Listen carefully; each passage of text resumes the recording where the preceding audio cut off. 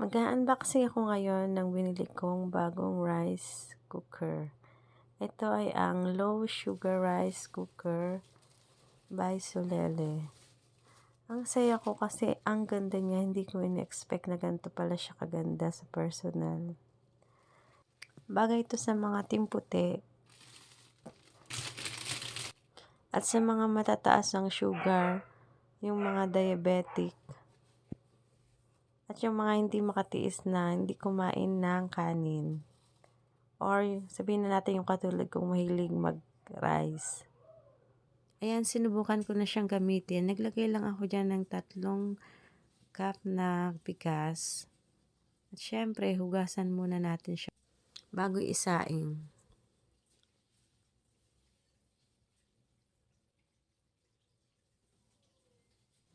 Ito palang rice cooker na to ay may 7 function. Hindi lang siya sa pang low sugar rice. Pwede mo rin siyang gamitin or magsaing ng regular rice. Pwede rin siyang sa dessert, sa soup, hot pot. Ayan, okay na.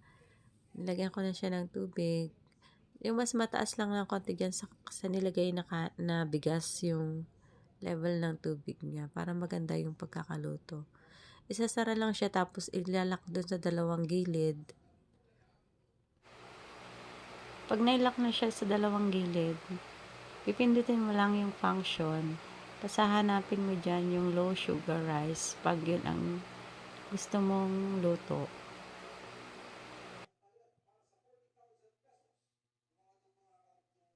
Bali 20 minutes yung cooking time ng low sugar.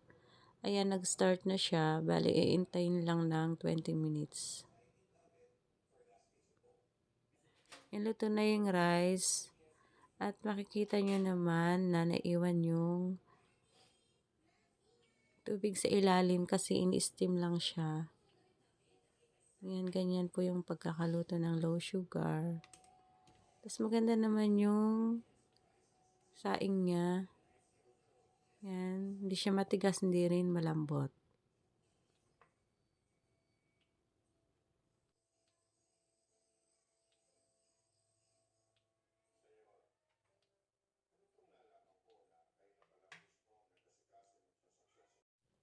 After ko naman magsaing, sinubukan ko naman magluto ng soup.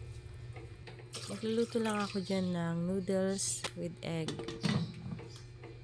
Ang ganda ng cover niya. Pag iba yung lulutuin mo, papalitan mo lang siya ng cover. At isiset mo lang siya sa hot pot.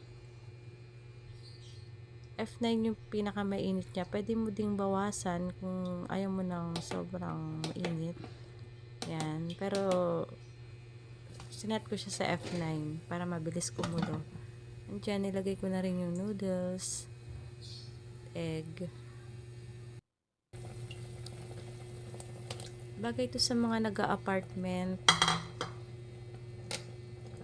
or nagsusol sa buhay. Marami ka nang pwedeng lutuin. Isang gamit mo lang. Pwede mo na siyang lutuan ng kanin, ulam. Kung gusto nyo rin ng ganito, lagay ko na lang sa comment section yung link. Salamat!